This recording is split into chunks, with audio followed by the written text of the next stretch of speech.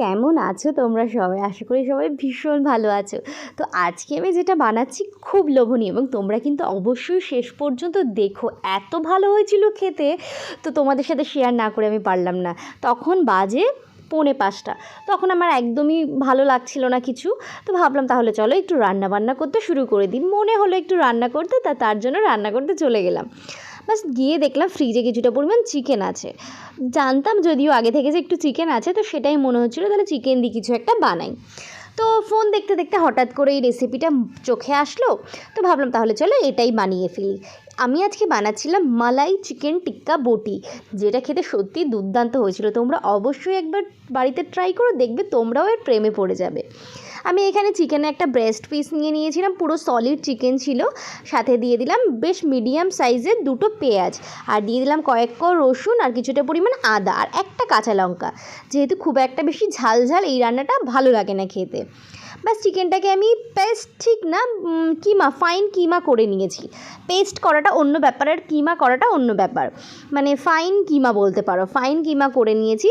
বাস এবার এটাকে ম্যারিনেট করার পালা। দিয়ে দিলাম স্বাদ মতো নুন, আর দিয়ে দেবো একদমই ছোটো চামচের 2 চামচ চালের গুঁড়ো। যেহেতু একটু বাইন্ডিংয়ের জন্য একটু কিছু প্রয়োজন, সেহেতু আমি একটু চালের গুঁড়ো দিলাম। তোমরা চাইলে এখানে ময়দাও ইউজ করতে পারো। বাস হালকা হাতে একটু মেখে নিলাম, খুব একটা বেশি মাখামাখির দরকার নেই। বেশি মাখলেই চিকেন থেকে এক্সট্রা যে অয়েলটা ওটা হাতে পুরো বেরিয়ে আসে। বাস চিকেনটাকে কিছুক্ষণ আমি ঢেকে রেখেছিলাম, ওই 15-20 মিনিট মতন হবে। বাস এবার এটাকে আবারও একটু নাড়িয়ে চাড়িয়ে এবার চলো এটাকে বটি করার পালা এসে গেছে। তোমাদের কাছে বড় সাইজের যদি কোনো পাইপ থাকে, পাইপ দিয়ে বানাতে পারো, কিংবা স্ট্র দিয়ে বানাতে পারো, কিংবা চামচের যে হ্যান্ডেলটা হয় চামচের হ্যান্ডেল দিয়ে বানাতে পারো। আমি যেরকম এই যে একটা গ্রিল করার, আমার মাইক্রোওভেনের গ্রিল করার একটা ছিল, সেটা দিয়েই আমি বানাচ্ছিলাম। চোখের সামনে এটাই পড়লো, তো এটা দিয়েই বানাতে শুরু করে দিয়েছি। বাস এটাকে এই যে বটি কাবাব যেটাকে বললাম, এটাই হচ্ছে মেইন পার্ট। তো চিকেনটাকে ভালোভাবে একটু বটে নিচ্ছিলাম। বাস ভালোভাবে বটে এই যে দিয়ে দিলাম। তোমরা চাইলে না হাত দিয়েও রোল করে নিতে পারো, কোনো ব্যাপার না। বাস এটাকে আমি এরকমভাবে শেপ দিয়ে নিচ্ছিলাম। চলো তাহলে তোমাদের একটা হাত দিয়ে দেখিয়ে দিই, হাত দিয়ে কেমনভাবে বানানো যায়। হাত দিয়ে বানালেও কিন্তু কোনো সমস্যা নেই। বাস দেখো এই যে হাত দিয়ে আমি ভালোভাবে এরকমভাবে পাকিয়ে নিলাম। বাস তাহলেই তৈরি হয়ে গেল আমাদের শেপটা। তো শেপটা যে যা নিজেদের মতো তোমরা এটাকে বল শেপও দিতে পারো। বাস শেপগুলো তো আমার তৈরি হয়ে গেছে। আমার একটা চিকেনের ব্রেস্টে কিন্তু বেশ খানিকটা হয়ে গেছে। যখনই দেখবে বাড়িতে কিছু থাকে না বা কিছু খেতে ইচ্ছা করে না, তখন কিন্তু একটু অন্যরকম রান্না করলে বা একটু বাইরের খাবারের স্বাদে যদি আমি কিছু বানাই, তখন কিন্তু বাড়ির প্রত্যেকেও ভীষণ ভালো খায় এবং নিজেরও খুব ভালো লাগে। তো আমার বাড়িতেও সেরকমই, ঠিক মাঝে মধ্যে একটু বাইরের খাবার খেতে মন চায়। তো আমি চেষ্টা করি বাড়িতেই বাইরের খাবারগুলো বানিয়ে নেওয়ার, এবং প্রত্যেকে খুব ভালো তৃপ্তি করে খায়, বাইরের খাবারের থেকেও তৃপ্তি করে খায়। এটাই হচ্ছে আমার সবথেকে বড় পাওয়া বলতে পারো। বাস দেখতে পাচ্ছ চিকেন বটি কাবাবগুলোকে আমি ভালোভাবে ফ্রাই করে নিলাম। আমি কিন্তু হাই হিটে একটু ফ্রাই করেছি, মানে লো হিটে আস্তে আস্তে কিন্তু ফ্রাই করি না। আস্তে আস্তে ফ্রাই করলে পুরো শক্ত হয়ে যায়। চলো এবার বটিগুলোকে এক এক করে তুলে নিলাম।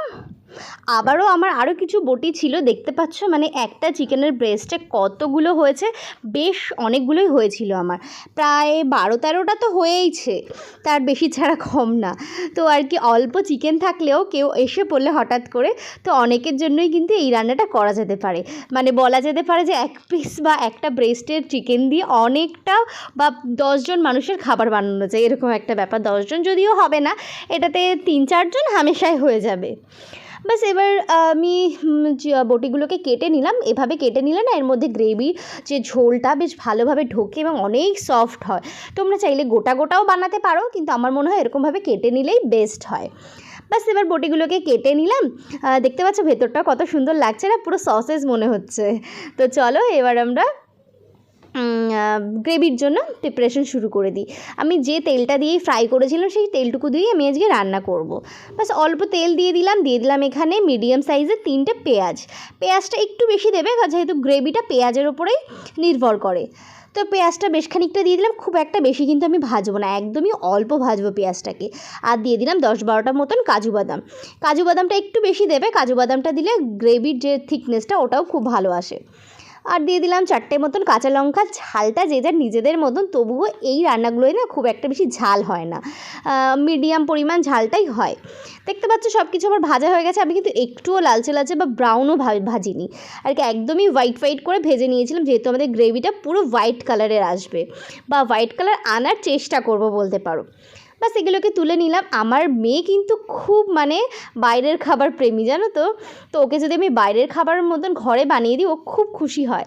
তো সেই কথা ভেবেই আর কি আমার এইসব রান্নাবান্না করার পরিকল্পনা। তো এই যে আমি আরও যে তেলটুকু বাকি ছিল সেই তেলটা দিয়ে দিলাম একটু গোটা গরম মশলা ফোড়নে, ওই দারচিনি, লং, একটু এলাচ দিয়ে দিলাম। আর দিয়ে দিলাম কিছুটা পরিমাণ আদা রসুন বাটা, ওই সামান্যই, খুব একটা বেশি নয়। আদা রসুন বাটাটা দিয়ে একটু নেড়ে চেড়ে যে পেস্টটা আমি করে রেখেছিলাম সেই পেস্টটা আমি দিয়ে দিলাম। হালকা হাতে একটু নেড়ে চেড়ে নেব। ওই গ্যাসের ফ্লেমটা কিন্তু একদম কমে রাখতে হবে। সামান্য একটু বাটার দিয়ে দেবো, বাটার দিলে ফ্লেভারটা কিন্তু বেশ ভালো আসে এবং অনেক সফটও হয়, জানো তো। বাস বাটার দিয়ে দিলাম। এবার এটাকে ভালোভাবে টক দইয়ের সঙ্গে মিশিয়ে নেব। এখানে আমি বেশ খানিকটা প্রায় হাফ কাপ মতন টক দই দিয়েছি। টক দই কিন্তু কোনো টক ফ্লেভার আসে না এই রান্নাটায়, কিন্তু খাবারের রঙটা বলো বা তেলটা ভালো বেরিয়ে আসে। তো একটু জিরে গুঁড়ো দিয়ে দিলাম, একটু ধনে গুঁড়ো দিয়ে দিলাম। এখানে কিন্তু একদমই লঙ্কার গুঁড়ো ইউজ করবে না। বাস মশলাটাকে একটু ঢেকে রেখেছিলাম। দেখতে পাচ্ছ রঙটা কী সুন্দর এসছে এবং তেলটা খুব ভালো বেরিয়ে এসছে না। বাস মশলাটা আমার পুরোপুরি কষানো হয়ে গেছে এবং রঙটাও বেশ ভালো এসে গেছে। এবার যে বটিগুলো ছিল ওই বটিগুলো দিয়ে দিলাম। চলো হালকা হাতে বটির সাথে একটু ভালো করে মশলাটাকেই মিশিয়ে নেব। একটু এদিক ওদিক মিশিয়ে নিলাম। তোমাদের কাছে যদি ক্রিম থাকে ক্রিম দিয়ে দিতে পারো। আমার কাছে ফুল ক্রিম মিল্ক ছিল, তো আমি মিল্ক দিয়ে দিলাম। তো দুধের সঙ্গে ভালো করে চিকেনটাকে মিশিয়ে নিলাম। ক্রিম থাকলে তোমরা ক্রিম দিতে পারো, আমার মনে হয় ক্রিমটা অ্যাভয়েড করাই ঠিক আছে আর কি। এই ক্রিমটা দিলে থিকনেসটা আর একটু ক্রিমি ভাব হয়, কিন্তু খুব একটা বেশি কিন্তু ফারাক হয় না। তো আমি যেখানে ক্রিমের ব্যবহার থাকে সেখানে নর্মালি আমি ফুল ক্রিম মিল্কটাই ইউজ করি। বাস দিয়ে দিলাম একটু গরম মশলা গুঁড়ো আর একটু দিয়ে দিলাম গোলমরিচ গুঁড়ো, যেহেতু ঝালটাও একটু ব্যালেন্স হবে আর ফ্লেভারটাও বেশ ভালো আসবে গরম মশলার জন্য। ব্যাস আমার সব কিছু মোটামুটি রেডি হয়ে গেছে। এবার এটাকে একটু ফুটতে দেবো। স্বাদ মতো একটু নুন দিয়ে দেবো। নুনটা দিতে আমি একেবারেই ভুলে গেছিলাম, শেষেই মনে পড়লো। দেখতে পাচ্ছ রঙটা কী সুন্দর এসে গেছে এবং তেলটাও কী সুন্দর বেরিয়ে এসছে না। দিয়ে দেবো এবার স্বাদ মতো চিনিটা দিলে স্বাদের ব্যালেন্সটা হয়। দেখো বেশ কিছুক্ষণ ঢেকে রেখেছিলাম, তারপরে রঙের পরিবর্তনটা দেখেছো। রোস্টেড যে কসুরি মেথি ছিল, কসুরি মেথিটা আমি বেশ কিছুটা দিয়ে দিলাম ওপর দিয়ে। বাস এবার এটাকে কিছুক্ষণের জন্য ঢেকে রাখবো। ব্যাস এবার রান্না কমপ্লিট। এবার গরম নান রুটির সঙ্গে যদি সার্ভ করা হয়, আমি নান রুটি বানিয়েছিলাম। যদি নান রুটির ভিডিও দেখতে চাও তাহলে অবশ্যই আমার চ্যানেলটাকে ফলো করতে হবে, তাহলে নান রুটির ভিডিওটা দেখে নেবে। আর তৈরি হয়ে গেছে আমার চিকেন টিক্কা বটি, মালাই টিক্কা বটি। তো সত্যিই খেতে দুর্দান্ত হয়েছিল। তোমরা অবশ্যই বাড়িতে ট্রাই করি, আশা করে ভীষণ ভালো লাগবে। তো আজকের ভিডিওতে এই পর্যন্তই। তোমরা সবাই ভালো থেকো আর ভালো খাওয়া দাওয়া করো। ব্যাস আবার দেখা হবে নতুন একটা ভিডিও নিয়ে।